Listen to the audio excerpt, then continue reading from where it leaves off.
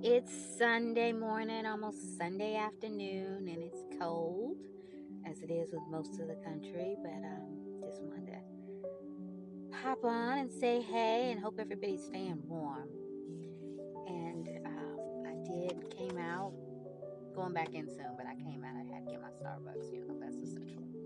But just wanted to come back with part two, or the second part of my marathon thoughts. I got a few.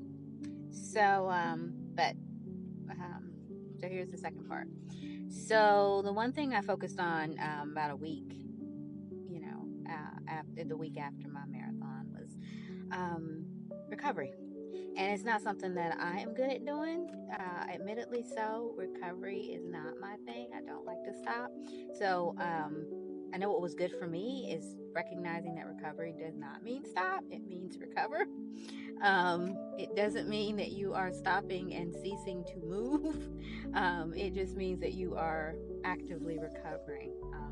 And I love the word active recovery because you can be doing other things. Um, I focused a lot this last week on stretching and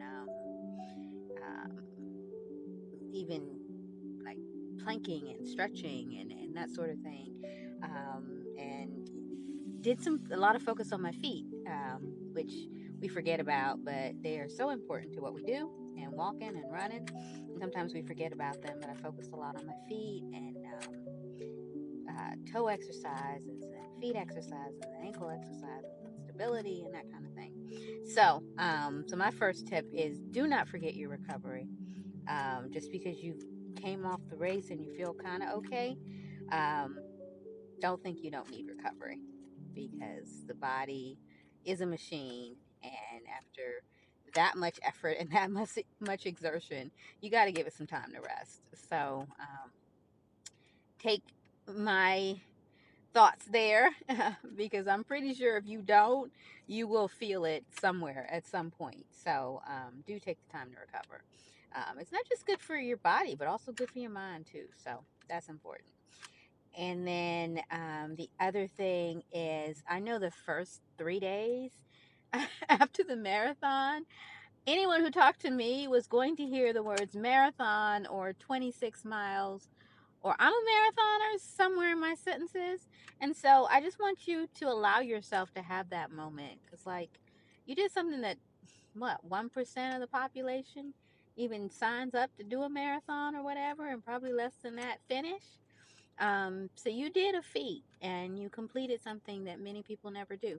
So allow yourself to appreciate it and allow yourself to be excited and happy and, because when I when I ran across that finish line, it was like, I can't even describe how I felt. It was like the most amazing moment. And I think I felt like I could do anything. And even now I feel like I can do anything. I can walk 26 miles on, and so I ran, and for why I say walking, but I ran for 16 miles, hit a wall, and my ankles were so swollen that I could barely pick them up. So I probably ended up having to walk like nine and a half miles. I threw some running in there, but it was so painful to run.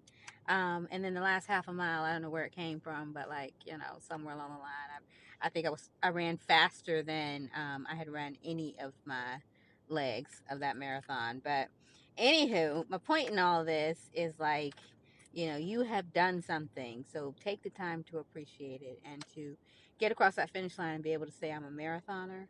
That was amazing for me. Maybe even life changing. So allow yourself to appreciate it and ignore even if people want to start rolling their eyes after a while, ignore it because daggone it, you did it. And it starts to wear off. You move on. But in that moment, allow yourself to feel it. So, anywho, those are my tips for now. I'll come back with some more thoughts and I hope you're having a great day. And I hope you finish your weekend having a fabulous one and stay warm. Peace, y'all. Love you. Bye.